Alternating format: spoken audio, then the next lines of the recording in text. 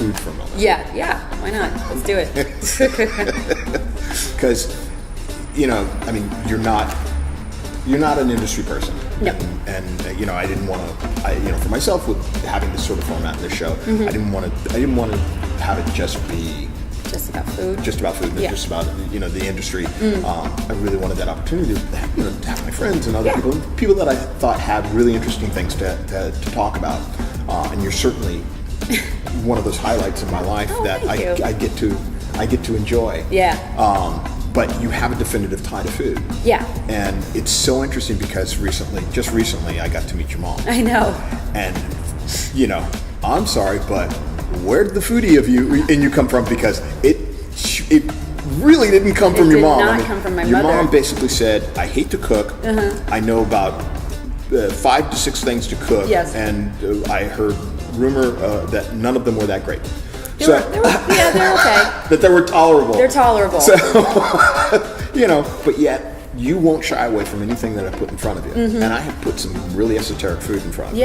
Yeah. So I mean, where did your love of food come from? My father was a really amazing cook, and there's a picture of me as a baby in like a Snuggie, looking over his shoulder, and he's at the stove and he's cooking, and my mom was just like, she says the same thing. I don't know where it came from, definitely from your father, and I have memories of like cooking with him and like making things. I think I like always was the dough taster or the pasta tester, and like he would cook I think my favorite thing to eat was carrots when I was a kid, because I just have like all these memories of eating carrots, and he would like cut up some and like give me and stuff like that. So definitely from my dad. It wasn't I don't think like food was kind of a thing back then, but he had like Craig Claiborne's like books, Martha Stewart's first book, all that sort of stuff. So I still have all of his cookbooks and everything, and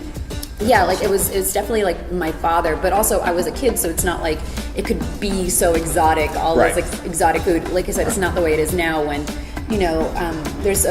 I read like Food 52, and there's a thing where this woman talks about the foods that she made for her daughter Clara, and she doesn't want her kid eating like kids meals, but still they have to be, accessible and like finger foods, and the things that this kid is eating are like things that never would have crossed my plate in a million years back then. But again, it's that one. It's generational. It's part of the time. It's part of those aspects of what's been available to people. And you look at. I think back to 15 years ago, even having that opportunity to go to a supermarket in Oregon and wanting to buy some of the most basic staples. Like peppers and cilantro. And, and none of that stuff existed 15 years ago. Now. There's I was in a Safeway and they were selling duck eggs, and granted I was